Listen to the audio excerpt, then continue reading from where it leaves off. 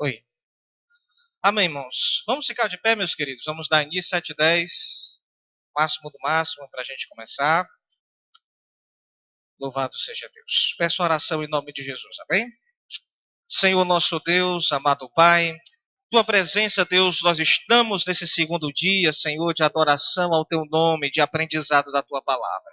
Senhor, nós humildemente na Tua presença clamamos, Senhor, pela unção e graça do Teu Espírito Santo.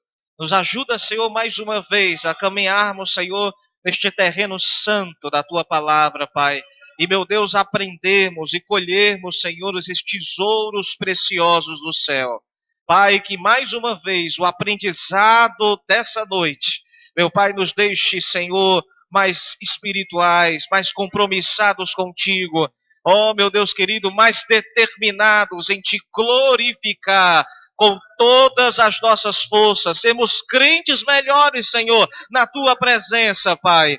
Em nome de Jesus, pelos que já estão aqui nessa noite, os abençoa em nome de Jesus. Pelos irmãos que também estão chegando, os abençoe, meu Deus, igualmente. E faz desta noite uma noite para a glória do teu nome.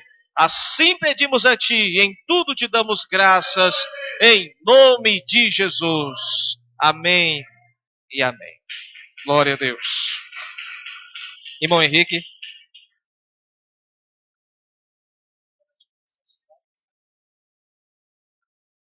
A paz do Senhor, irmãos.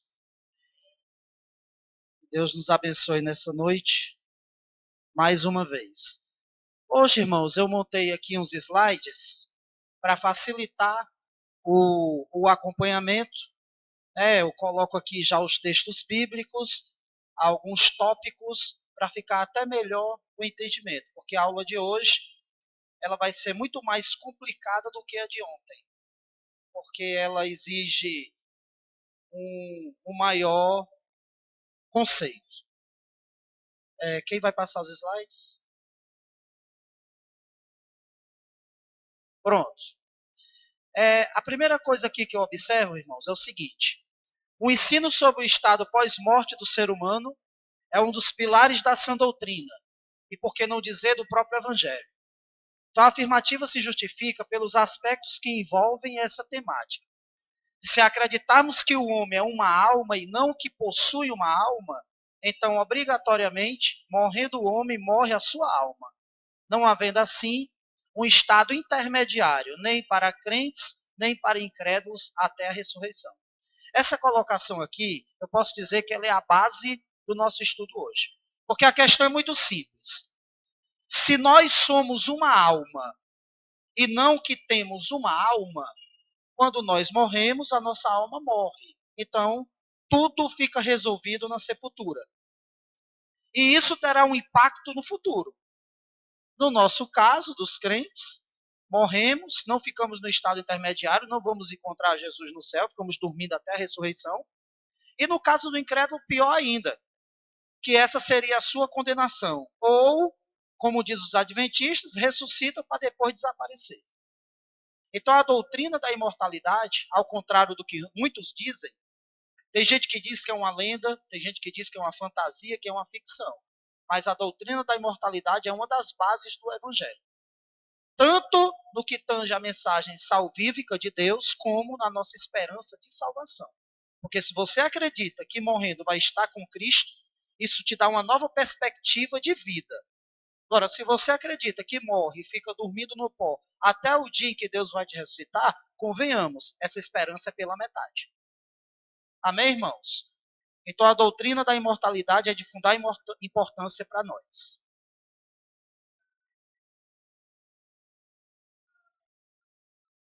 Da morte da alma.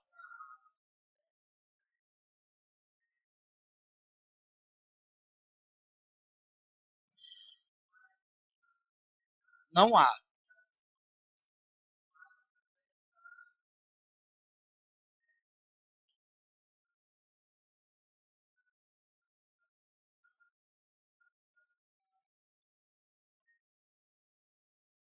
Mas os mortalistas, a lógica deles é o seguinte: nós somos uma alma e não temos uma alma. Morrendo a sua alma, morre você. Morrendo você, morre a sua alma, melhor dizendo. para depois ser destruído. É a aniquilação. Esse grupo eu não conhecia, não. Aí já é um terceiro, novidade para mim. Porque até agora, os que eu conheço dizem assim, que você, incrédulo, morre, fica dormindo, no juízo final Deus te ressuscita para depois te destruir. E aí você desaparece. Aí outra observação. Além disso, teríamos que resolver um sério problema moral e de responsabilidade diante de nossas escolhas, que se refletirão numa questão de justiça. Deixa eu colocar, tem até o exemplo que eu coloquei aqui no slide, que aqui é o seguinte, isso é uma questão moral e de responsabilidade. Porque se você morre, fica dormindo na sepultura, ou então, na pior das hipóteses, você é ressuscitado para depois ser destruído, então a gente vai ter que concluir que todos terão a mesma condenação. E onde é que ficaria o galardão da injustiça? Porque se todos são destruídos no mesmo contexto, tem gente que peca mais do que outros, tem gente que é mais perverso do que outros. E aí, como é que ficaria essa questão? Isso seria uma questão de justiça. Então, o mais coerente é acreditar que cada um receberá na medida do seu pecado, acima de tudo aqui, na sua consciência. Que todos estarão no mesmo local, mas cada um sofrendo individualmente pelo seu pecado. Assim, alguns sentirão mais do que outros a condenação, mas todos estarão condenados, banidos da face do Senhor. Amém, irmãos? Está dando para entender o contexto? Eu estou primeiro preparando o contexto para depois a gente entrar na parte mais difícil, do simples para o difícil. Volta, irmã Natália, agora não. Só é um por um. São os meus truques. Imaginemos um homem que vivia de forma perversa, uma pessoa declaradamente inimiga de Deus e do Evangelho, e outro que não se decidiu por Cristo e vive até de certa forma uma vida religiosa, mas não é como o primeiro. Se a perdição eterna é um aniquilamento total, então onde estaria uma condenação justa? Os irmãos entenderam o exemplo? Um é perverso demais, o outro é incrédulo, mas vive até uma vida religiosa.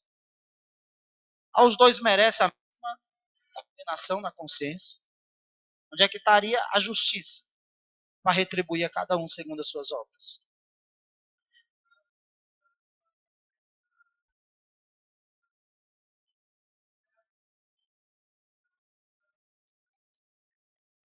Vai haver a sentença da justiça de Deus. Ela vai pagar o que está devendo por toda a eternidade.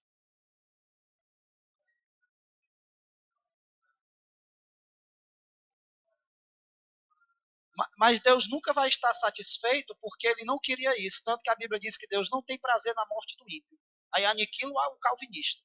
Porque se Deus determinou um grupo para ir para o inferno mesmo, então Deus teria prazer na morte desses ímpios. Mas a Bíblia diz que Deus não tem prazer na morte do ímpio. Então, na verdade, Deus não queria condenar ninguém. Como nós vimos ontem, o homem que escolhe ir quando rejeitou Jesus. Mas se você acreditar no aniquilamento total, onde é que fica a justiça e o galardão da justiça? Por isso que a doutrina da imortalidade, ela é mais coerente, ela é bíblica, porque ela encontra resposta para os problemas que são postos.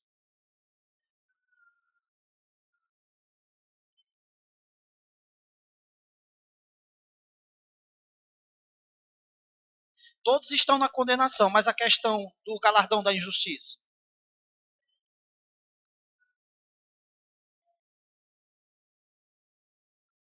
Todos são condenados, mas na eternidade, na consciência. Exatamente.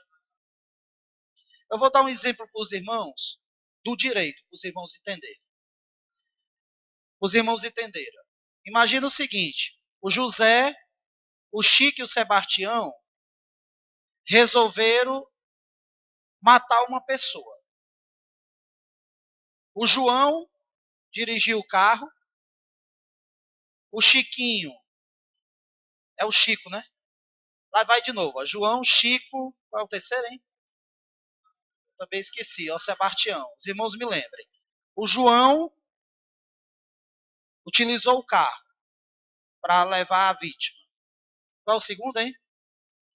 O Chico deu 5 palácios, todos na cabeça. Qual é o terceiro? Sebastião ocultou o cadáver. Os 3 são presos. Os 3 irão ser julgados por homicídio qualificado, podendo pegar até 30 anos de cadeia. Eu pergunto para os irmãos, desses 3, quem foi que teve a ação mais pesada? O que atirou, porque foi ele que deu causa à morte. Ele vai pegar a pena maior. O que apenas emprestou o carro, dos 3 pega a pena menor. E o outro que ocultou o cadáver também vai pegar uma pena grande. Se a nossa própria legislação penal entende que seria injusto dar 30 anos para os 3, quanto mais num plano maior. Então, cada um tem que responder conforme o seu pecado. Os 3 vão ser condenados, mas cada um na medida da sua culpa, ou da sua participação, ou do seu dolo, né? E isso acontece no direito. Por isso que tem pessoas que pegam maior pena do que outras, estando dentro do mesmo contexto. Isso também se aplica à Bíblia na questão da condenação eterna. Algumas pessoas sofrerão mais. Sofrerão mais aonde? Aqui. A angústia é maior. É porque a gente não tem nem noção, irmãos, do que seria na eternidade. Nesse plano terreno, a gente vê apenas em parte. Diga, irmão.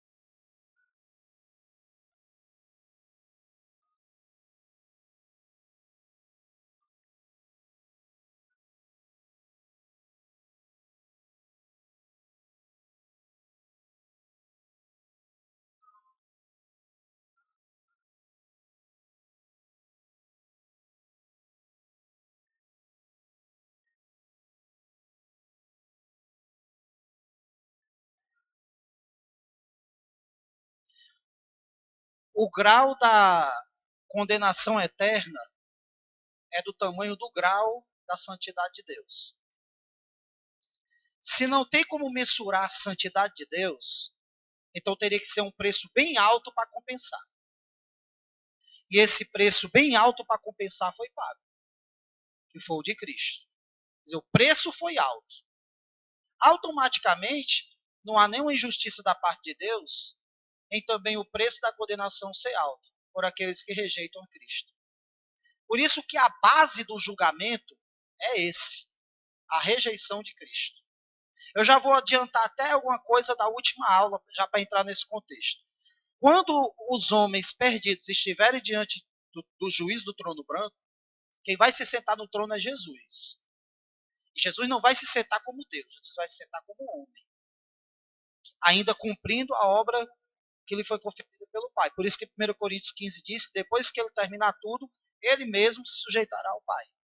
Isso aí é lá para a era da eternidade, depois do juízo final. Quando Jesus estiver sentado no trono para julgar, sabe qual vai ser a base do argumento de Jesus para condenar? A sua morte e ressurreição. É por essa razão que um dos livros que serão abertos é o livro da vida. O que é o livro da vida? Nada mais é do que o livro daqueles que aceitaram Jesus, foram remidos pelo seu sangue e estão lá. Do outro livro das obras. Depois o livro da vida. Exatamente. E o livro das obras é o quê? Exatamente o galardão da injustiça. O que os ímpios estão fazendo agora, estão como que ficando guardado no HD de Deus, numa linguagem bem fácil. Deus tem um HD, que nunca fica cheio. Quando chegar no dia do juízo final, Deus vai colocar às claras todos os pecados. Por isso que quando vai falar do juízo final e falando da ressurreição dos ímpios, diz, para horror e vergonha eterna. Tem gente ali que vai ser envergonhado. O cara aparecer bem direitinho, as mazelas vão ser todas colocadas. Por isso que Jesus disse, não há nada em oculto que não venha a ser revelado. Você pode esconder a vida inteira, mas vai chegar um dia em que tudo vai ser escancarado. É aí que entra essa questão. Todos irão para o mesmo lugar, sofrendo eternamente. Agora, por que isso não é pesado? Porque o grau do peso na consciência foi você que escolheu pelas suas obras. Por isso que Jesus vai dizer, ó, o que vocês vão receber agora nada mais é resultado da escolha de vocês.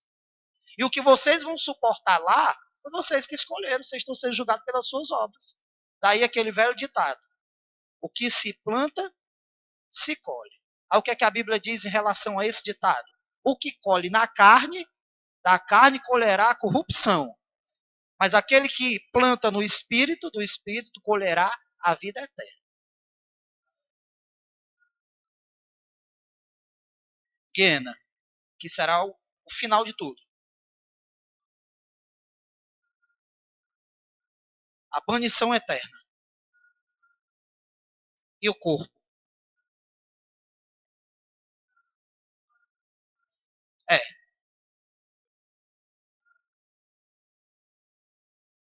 O próprio inferno vai para dentro do lago de fogo. É tão pesado que o problema do outro não vai ser teu problema. Entendeu? No inferno e na perdição final vai reinar o egoísmo, cada um sofrendo com o seu problema. Porque já vai ser grande demais para si, para se preocupar com o do outro.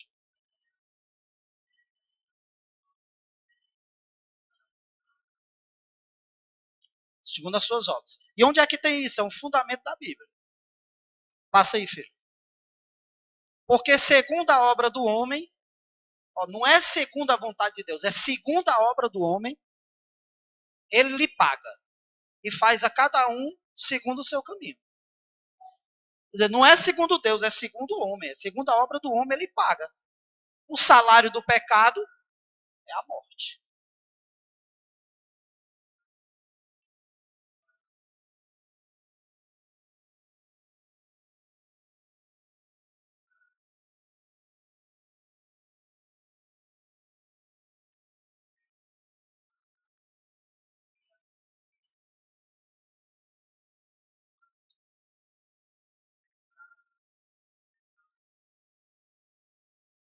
Tua pergunta é muito boa.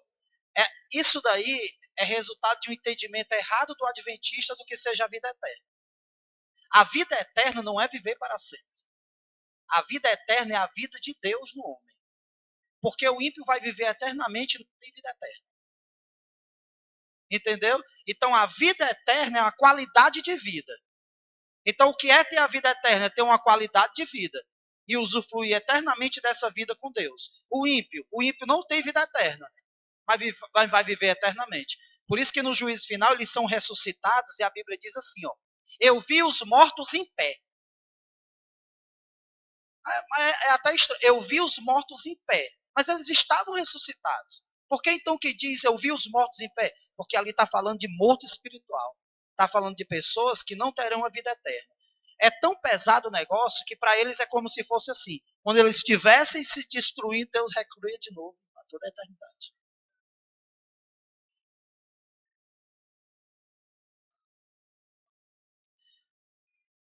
Deus. Porque essa é a condenação. Deus agora, ó, deixa eu fazer uma pergunta para os irmãos. Deus agora, eu posso dizer, por exemplo, que ele está no motel? Tá. Porque Deus enche céus e terra. Deus está agora no terreiro de macumba? Tá. Mas o cabo que está lá no motel se prostituindo, está sentindo a presença de Deus? Quem está no terreiro de macumba recebendo a pombagira, está sentindo a presença de Deus? Então no inferno não vai fazer diferença. Porque Deus só é sentido por aqueles que podem senti-lo. Deus vai mantê-lo.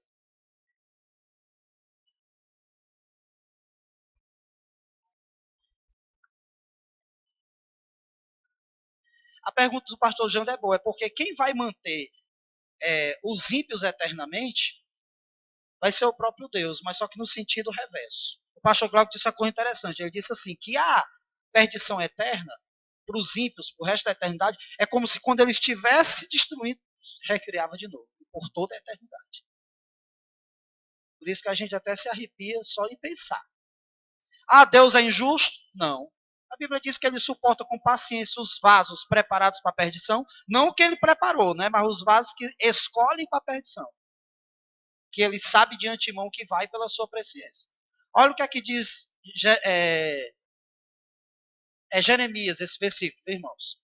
Grande em conselho e magnífico em obras, porque os teus olhos estão abertos sobre todos os caminhos dos filhos dos homens, para dar a cada um segundo os seus caminhos e segundo o fruto das suas obras. Então não resta dúvidas. Deus vai dar a cada um segundo as suas obras. Isso é o galardão da injustiça. E não há nenhuma injustiça da parte de Deus. É a manifestação da sua justiça por ter rejeitado a Cristo. Amém, irmãos? Então a base é essa. Há imortalidade, há uma condenação eterna, porque é uma questão de justiça, uma questão de moral. E essa condenação não será um aniquilar, mas sim uma eterna perdição, como diz a Bíblia lá no texto de Tessalonicenses. Aí vamos entrar para a parte mais difícil agora. A gente vai definir os conceitos. É aqui, irmãos, que começa o problema em relação à alma e o espírito. É aqui que gera toda a celeuma, os adventistas, testemunho de Jeová, os unicistas. Celeuma essa que está ganhando corpo e que está atingindo muita gente. Tem muita gente acreditando que a alma morre, desconstruindo tudo aquilo que a Bíblia fala. Então vamos aqui para os conceitos. Alma tem como termo equivalente no hebraico a palavra nefesh e no grego psique, cujo significado é ser, vida ou criatura. Portanto, no grego, quando estiver falando de alma, ou no hebraico, está falando de ser, vida ou criatura. Então, a palavra alma significa isso. Às vezes, em linguagem figurada, a Bíblia chama a alma de sangue, porque o sangue é que sustenta, leva oxigênio para as células e tudo mais, mas é em linguagem figurada. Então, alma significa isso. A palavra espírito tem sua raiz etimológica, ou seja, origem, do latim spiritus, significando respiração, sopro ou vulto. Então, na Bíblia, espírito, não é o Espírito Santo, espírito, é uma palavra usada tanto para sopro, fôlego, como vulto, que outras traduções têm como fantasma. Ok? Na Vulgata, que foi a tradução de Jerônimo, da Septuaginta, a palavra em latim traduzida é pneuma. No grego, em hebreu, ruá. E está em oposição ao termo anima, traduzido por psique. O que é que está sendo dito aí? Alma é uma coisa, espírito é outra. Mas eu quero, nesse momento, ficar no sentido da palavra. Alma, no hebraico, nefesh. No grego, psique. Significa o quê? Ser, vida, criatura. Espírito, no hebraico, ruá. No grego, pneuma. Significa o quê? Vento, sopro, vulto, fantasma. Amém, irmãos? Não vamos definir o corpo, porque todo mundo sabe que corpo é matéria, né? Bom. Agora a gente vai entender o que é alma e espírito na Bíblia. Agora vai ficar um pouquinho mais difícil. Na medida que for prosseguindo, vai ficar difícil. Hoje vai ter um grau maior de dificuldade. Então, qualquer pergunta, anota e não deixe passar. Vamos lá. Alma e espírito não são a mesma coisa, desempenhando assim funções distintas, embora inseparáveis tanto dentro como fora do corpo. Ressaltamos que o homem possui uma parte interior, intangível e imortal, alma e espírito, e uma parte material, corruptível e imortal, seu corpo. Presta atenção. Essa parte aqui, ó, essa matéria, ela é material, tangível, porque eu pego, imortal. Então, quem é que morre? O corpo. Mas dentro do nosso corpo tem uma alma e um espírito que, diferente dele, é imortal e intangível. Ou seja, que não se toca, é abstrata, não é matéria, e imortal. Então, nós temos uma alma e um espírito habitando o nosso corpo. E essa alma e espírito que habita o nosso corpo, a Bíblia chama de homem interior. Em outras vezes chama de coração. Já o corpo é o tabernáculo, ou a morada da alma e do espírito. Por isso que a Bíblia diz, quando a casa deste tabernáculo se desfizer, temos uma eterna no céu. Interessante é a palavra tabernáculo. Tabernáculo só é tabernáculo se tiver algo que habite o tabernáculo. Porque um tabernáculo vazio não é tabernáculo. O próprio conceito de tabernáculo é que tenha algo que ocupe o tabernáculo. Por exemplo, quando a arca é chamada de tabernáculo, é porque os 10 mandamentos estavam lá. Então, o tabernáculo pressupõe algo que habite o tabernáculo. Daí você já desenvolve a ideia, segundo a Bíblia, de que o homem tem algo habitando dentro dele, que é a alma e o espírito que formam o seu homem interior. Professor, onde é que tem isso na Bíblia? Falando do homem interior. Por isso, não desfalecemos. Mas ainda que o nosso homem exterior se corrompa, quem é o homem exterior? Quem é o homem exterior? Corpo. Se corrompe como? No pecado? Não, envelhecendo e morrendo. O interior, contudo, se renova de dia em dia. Primeira pergunta que eu faço é: se nós não temos uma alma e um espírito que é distinta do nosso corpo, em que sentido teria a Bíblia dizer que se o exterior se corrompe, o interior se renova? Que interior que se renova? Se não há alma e nem espírito habitando dentro. Que interior seria esse? A mera subjetividade? Não. É algo que não é atingido pelo que é material. Exatamente porque não envelhece, não morre, não se corrompe. Porque o contraponto é, o exterior se corrompe, o interior não. Quer dizer, o exterior envelhece, o interior não. E é esse interior que nós devemos cuidar. Por isso que Jesus diz, cuida do coração, porque é do coração que saem as saídas da vida. É de lá que sai o adultério, a blasfêmia, e por aí vai.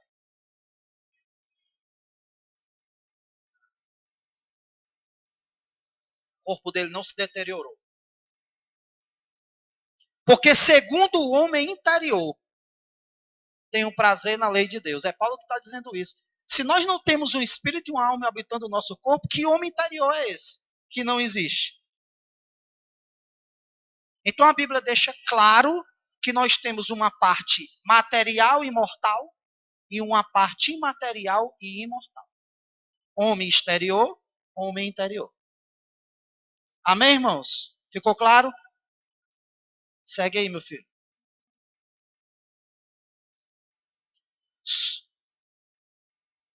Somos um todo formado por partes. Ou seja, temos um corpo, homem exterior, e uma alma e espírito, homem interior. Essa tripartite forma o ser humano como um todo. Um ser que, por ser feito à imagem e à semelhança de Deus, é segundo a sua semelhança, que é triuna. Versículo. E o mesmo Deus de paz vos santifique em tudo, em todo o vosso espírito, vírgula, e alma, vírgula, e corpo, sejam plenamente conservados, irrepreensíveis, para a vida de nosso Senhor Jesus Cristo. 1 Tessalonicenses 5, 23. Nós somos triuno. Ou temos uma tripartite. Nós temos um corpo, que é a morada da alma e do espírito, e temos uma alma e um espírito habitando esse corpo. Nós somos uma triunidade ou tricotômicos. Nós não acreditamos que alma e espírito sejam a mesma coisa. Alma e espírito são distintos um do outro. E junto com o corpo formam o homem completo. E olha o que eu vou dizer para os irmãos. Por isso que a ressurreição vem a resolver um problema. Qual o problema? O problema da morte, que fez com que o espírito e a alma se separassem do corpo. Porque a ideia de Deus era que o homem não morresse. Mas a morte veio exatamente trazer essa separação. Quando o crente morre, a alma e o espírito dele vai logo para o céu. E o corpo fica dormindo aqui. Mas quem vai para o céu, por exemplo, não é o João, é parte do João. Quem vai para o céu não é a Maria, é parte da Maria. Por que é a parte da Maria? Porque o resto dela ficou aqui, ó, dormindo. Aí a ressurreição vai resolver exatamente esse problema. Porque assim como Jesus salva agora a alma e o espírito do inferno, salvará também o nosso corpo quando vier nos arrebatar e nos ressuscitar. No sentido inverso do incrédulo, quando ele morre, a alma e o espírito dele cai no Hades. O corpo fica aqui. Mas quem está sofrendo lá no Hades é só a parte do Arimateia. É só uma parte do Alfredo. O resto dele está aqui. Ele ainda vai pagar pelos pecados que ele fez por meio do corpo. Vai ressuscitar um dia também para pagar o homem completo na perdição. Por isso que isso tem harmonia, isso tem sentido. Não uma doutrina esquisita de que você morreu, acabou, não tem nenhuma responsabilidade, insuflando o incrédulo a pecar. Eu vou dizer uma coisa, se eu fosse um incrédulo e um crente chegasse para mim, ó, tua alma vai morrer, tu vai ficar dormindo na sepultura. Ah, então pronto, então nada a perder, ótimo. Agora, quando você fala da eternidade, eles se assustam. Eu sou professor do ensino médio, eu dou aula de filosofia. E uma das minhas aulas nessa semana foi sobre o sentido da vida. Aí eu apresentei as correntes filosóficas, a hedonista, a pessimista, a realista, e mostrei a cristã. Ó, quem resolve o problema aí é a cristã, porque a cristã diz o seguinte: se você aceitar Jesus, a morte não vai te meter medo, e você ainda aguarda a ressurreição para viver eternamente com Deus. Aí um menino lá pegou e disse: professor, e se tudo isso aí for mentira? Eu disse: eu não tenho nada a perder. Aí eu devolvi para ele: e se for verdade? Só sei que ele ficou o resto todo pensando. Eu disse: e se for verdade que existe inferno? E se for verdade que você vai ser condenado? Então, entre nós dois, eu saio no lucro. Porque se eu estiver acreditando numa mentira, eu vou estar vivendo bem, vou morrer, não vou perder nada. E se tu estiver errado, como é que fica? Aí ele já mudou, já veio outro tom, perguntou se tinha um livro para indicar.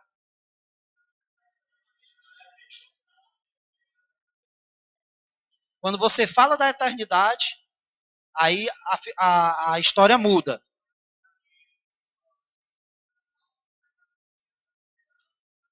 Em Ezequiel, eu vou explicar isso aí, é um dos argumentos usado pelos mortalistas. Então, irmãos, nós somos tricotômicos. Diga, irmão.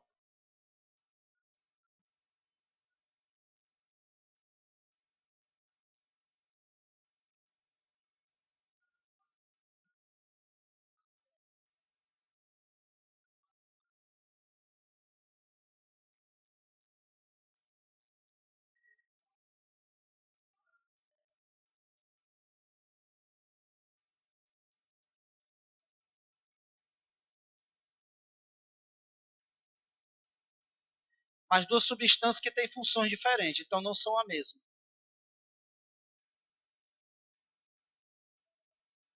Mas se são diferentes em função, não são a mesma. Porque se tem função distinta, pronto. Um gêmeo, como é o nome daquele gêmeo? Que está pregado no outro. Eu tenho medo de dizer a palavra, que eu só chamo o nome do gato, siamês. Esses gêmeos aí que estão pregados no outro, são duas pessoas ou uma? São duas ou uma? Duas. Entenda como o espírito e a alma.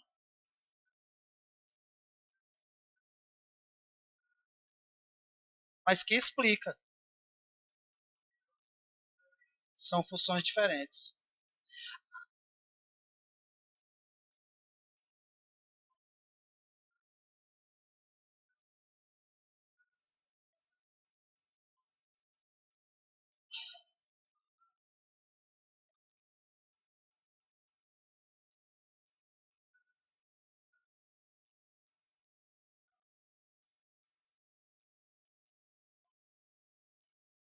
Mas por que é que a Bíblia fala em três?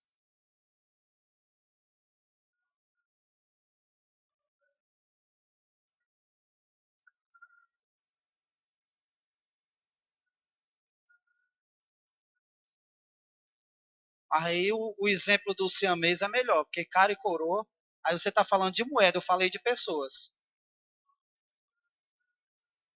Então pronto, se a moeda vale, o siamês também. Porque vale muito mais do que uma moeda, que eu estou falando de pessoas. Então, se duas pessoas estão pregadas uma na outra, e são duas personalidades, e você pode dizer praticamente o mesmo corpo, então por que não o espírito e a alma, mesmo sendo substâncias interligadas, mas serem distintas? Mas tem na Bíblia. Vamos ver o texto de 1 Tessalonicenses e ainda tem um argumento, já que você está falando de coisa ontológica, então vamos para coisa ontológica. Vai aí no texto, que vai vir agora. A pergunta do irmão é boa. Portanto, o homem é tricotômico, sendo assim, há uma distinção entre alma e espírito. Vamos ver o que a Bíblia diz. Ó, porque a palavra de Deus é viva e eficaz, e mais penetrante do que espada alguma de dois gumes, e penetra até a divisão. Se tem uma divisão, não é a mesma coisa. Da alma e do espírito. Interessante que no grego, o i, essa partícula, posso chamar assim, né, irmã, de partícula, o i, da língua portuguesa, né? Essa partícula, ela não teria sentido se estivesse falando da mesma coisa.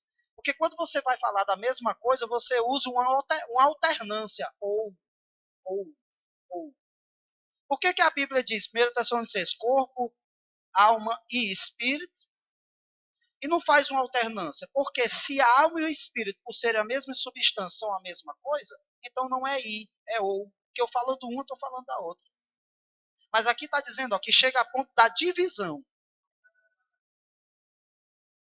E nem o siamês daria. O siamês daria. Siamês não, siamês é o gato. A moeda não daria.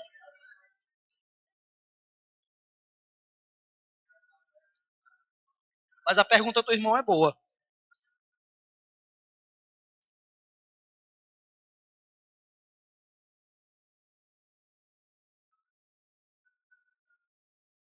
Aonde? Até a divisão da alma e do espírito. Aqui tem uma divisão entre a alma e o espírito e ela é tão tênue que só a Bíblia chega lá.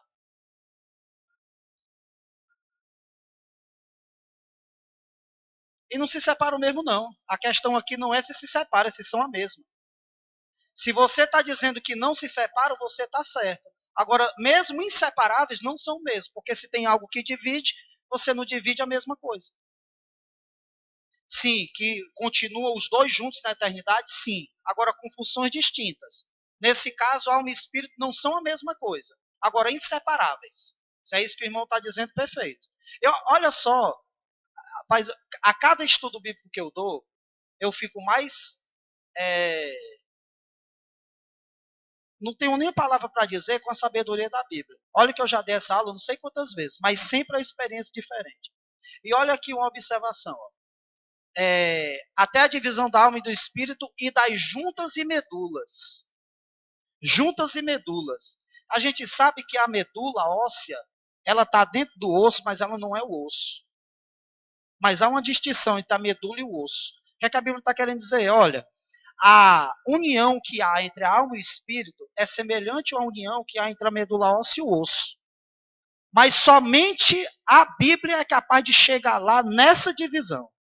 Porque ela é mais cortante do que a espada alguma de dois gumes e chega lá onde o homem não pode chegar a olho nu. Então há uma distinção. Amém, irmãos? Cântico de Maria, que o pastor Jander até falou comigo no começo. A minha alma engrandece ao Senhor e o meu espírito se alegra em Deus, meu Salvador. São dois sentimentos diferentes. Porque engrandecer é uma coisa, se alegrar é outra. Se alma e espírito fosse a mesma coisa, isso não teria sentido. Ou ela diria, minha alma engrandece e se alegra no Senhor, ou ela diria, meu espírito engrandece e se alegra no Senhor. Por que ela distingue a minha alma engrandece e o meu espírito se alegra? Ela distinguiu a alma e do espírito, porque são funções diferentes. Diga, pastor Diego.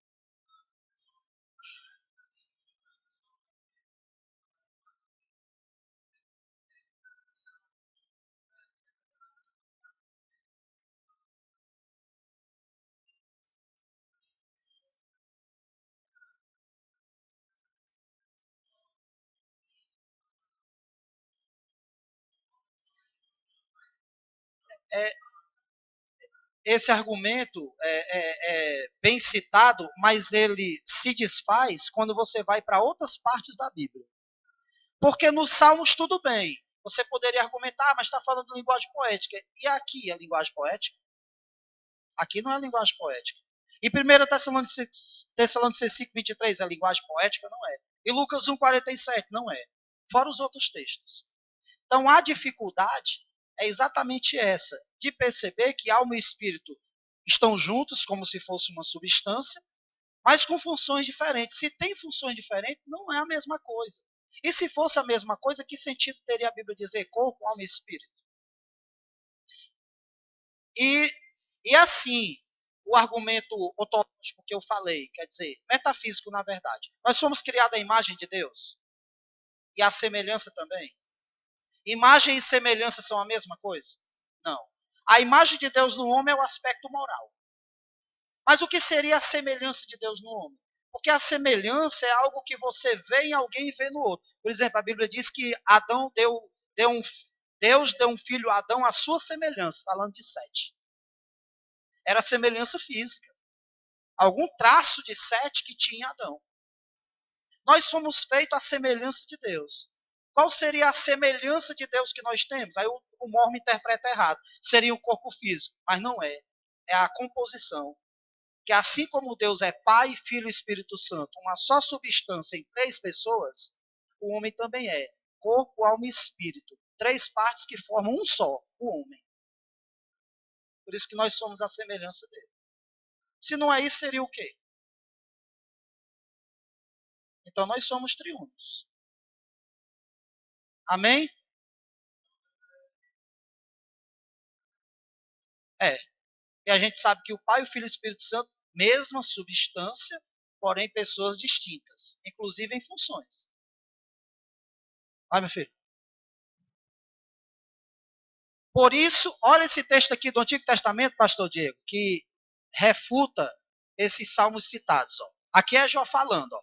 Por isso não reprimirei a minha boca, corpo, que é a parte física, falarei na angústia do meu espírito e queixar-me-ei na amargura da minha alma. 3. 3. Distinto.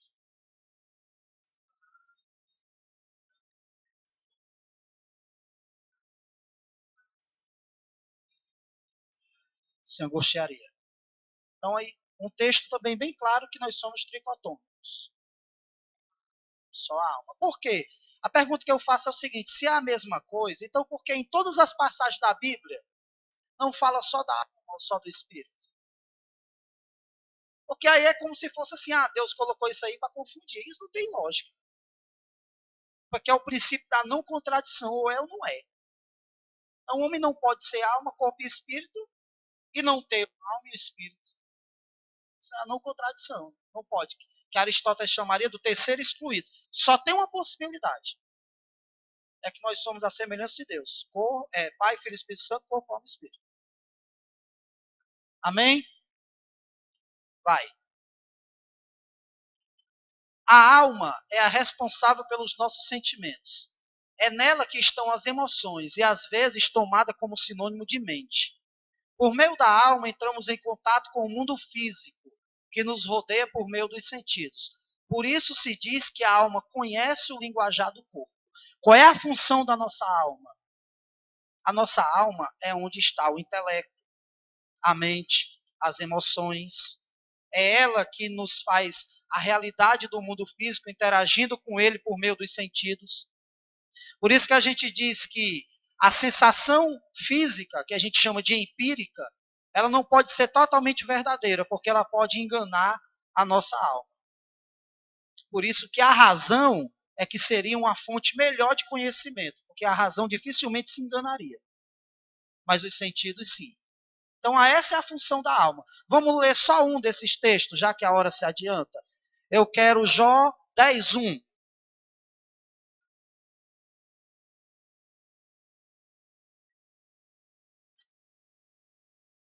Jó 10:1. Para mostrar que a alma é a sede das emoções, e a mente é o intelecto. Quem abriu, por favor, leia.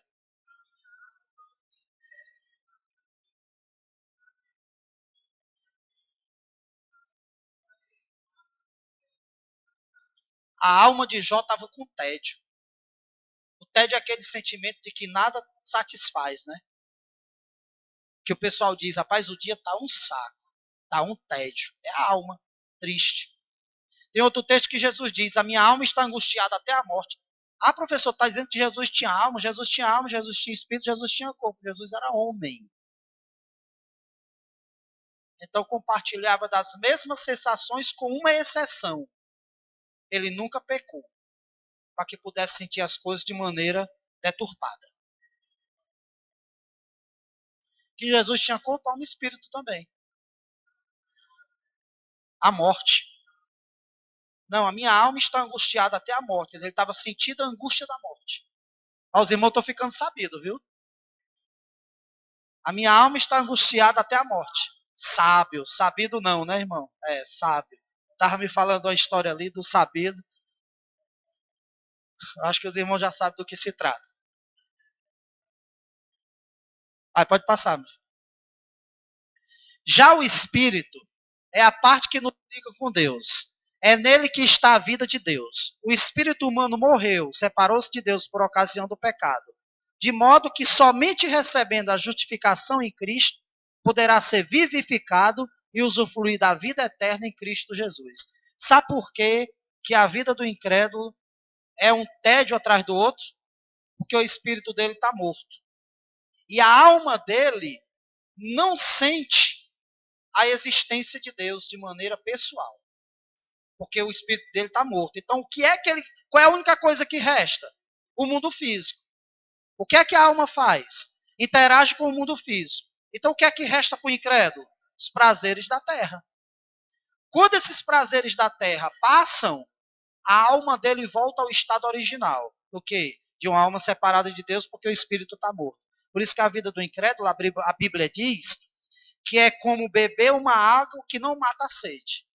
Ao passo que a vida com Cristo é beber uma água que mata a sede. Quem beber da água que eu lhe der, nunca mais terá sede. Que água é essa? A vida de Deus.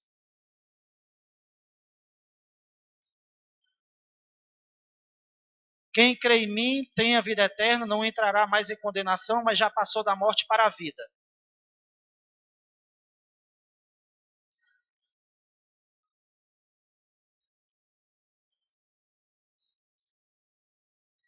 E, e quando a condenação do crente, exatamente. Exatamente. Eles entram em condenação, que é a morte eterna. Exatamente.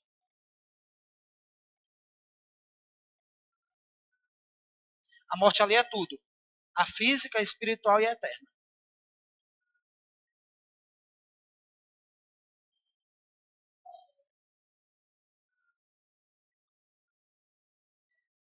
Olha os versículos que se seguem. Quando Adão pecou, ele morreu espiritualmente. Naquele instante, embora fisicamente, morresse só depois. Quando Adão pecou, ele morreu espiritualmente naquele instante que comeu do fruto. Embora fisicamente só morresse depois. Adão só vai morrer 930 anos depois. Então, que morte ele experimentou ali? A morte espiritual, que é a separação do homem e Deus. Onde é que tem isso na Bíblia? Vai. Porque se pela ofensa de um só a morte reinou por esse, muito mais os que recebem a abundância da graça e o dom da justiça reinarão em vida por um só, Jesus Cristo. Se Adão trouxe a morte espiritual, Jesus trouxe a vida espiritual. Se por meio de Adão a morte reinou, por meio de Jesus a vida reina. Onde? No espírito do salvo, daquele que aceita Jesus. Pois assim como por um só ofensa veio o juízo. Por que veio o juízo? Aquela pergunta lá do começo. Por que veio o juízo? Porque Deus é carrasco? Porque Deus quis? Não. Por causa da ofensa. Por uma só ofensa veio o juízo sobre todos os homens para a condenação. Assim também por um só ato de justiça veio a graça sobre todos os homens para a justificação de vida. É interessante essa expressão, justificação de vida. Por que a justificação de vida? Porque quando o homem aceita Jesus, põe fé no seu sacrifício expiatório e crê na sua ressurreição, a vida de Deus entra no espírito dele. A justificação pelo sangue de Cristo faz o espírito viver. Isso é que é o nascer de novo. É justificação de vida. É justificação que traz a vida de Deus para o nosso espírito. Estando nós ainda mortos em nossas ofensas, nos vivificou juntamente com Cristo. Pela graça sois salvos. Quer dizer, o Espírito Santo aplica o que Jesus fez ao nosso espírito e nos vivifica, estando nós mortos. Amém? Então, qual é a função do nosso espírito? Se ligar com Deus. Então, nós nos alegramos em Deus, nós sentimos a percepção de Deus por meio do nosso espírito. E a nossa alma é a sede do intelecto, da emoção, é o que nos faz interagir com o mundo físico por meio dos sentidos. Intervalo ou tenho mais algum minuto? Intervalo, a gente retoma. Pronto. 10 minutos, viu, irmãos?